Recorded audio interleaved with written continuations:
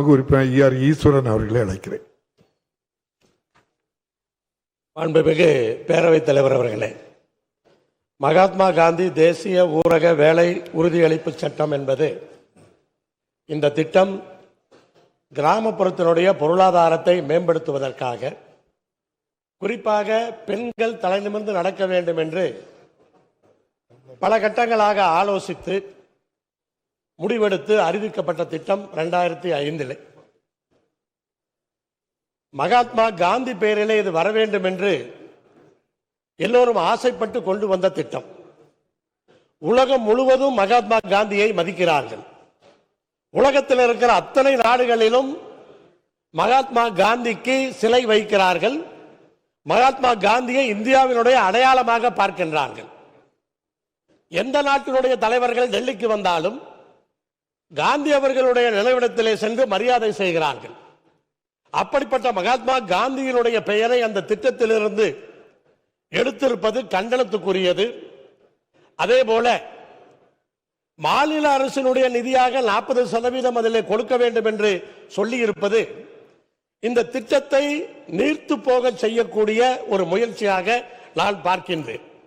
எந்த மாநில அரசும் 40% நிதியை அதற்கு கொடுத்தால் இருக்கிற நிதி நிலைமையிலே அதை செய்துவிட முடியாது. அப்ப அதையும் அவர்கள் செய்திருக்கிறார்கள். பெயரை மாற்றி இருக்கிறார்கள்.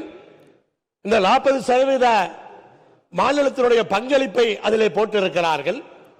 இந்த இரண்டையும் மறைப்பதற்காக 125 நாட்கள் என்று அறிவித்திருக்கிறார்கள். சென்ற ஆண்டிலே 50 நாட்களே கொடுக்கப்படவில்லை. பல ஊர்களிலே 50 நாட்கள் கொடுப்பதற்கே அவர்கள் நிதி தரவில்லை. வேலை செய்ததற்கே நிதி வருவதில்லை. அப்படிப்பட்ட சூழ்நிலையில் 125 நாள் என்று அவர்கள் அறிவித்திருப்பது ஒரு ஏமாற்று வேலையாகவே நான் பார்க்கின்றேன்.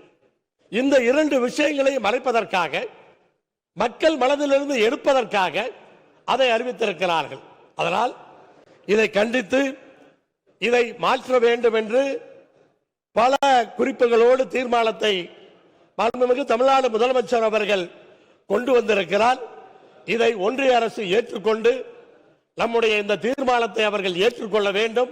அப்படி அந்த வகையிலே மாண்புமிகு முதலமைச்சர் கொண்டு வந்திருக்கிற இந்த அரசியல் தனி தீர்மானத்தை கொங்குநாடு மக்கள் தேசிய கட்சியின் சார்பிலே நான் வரவேற்கிறேன். நன்றி. செய்திகளை உடனுக்குடன் தெரிந்து கொள்ள கீழ்கண்ட கேபிள் மற்றும் DTH நெட்வொர்க்குகளில் எம்நாடு செய்தி தொலைக்காட்சியை காணுங்கள். பாதகம் செய்பவரை கண்டால் நாம் பயம் கொள்ளலாகாது பாப்பா. மோதி மிதித்து விடு பாப்பா, அவர் முகத்தில் உமிழ்ந்து விடு பாப்பா. அண்மை செய்திகளை உடனுக்குடன் தெரிந்து கொள்ள இணைந்திருங்கள் எம்நாடு தொலைக்காட்சியுடன்.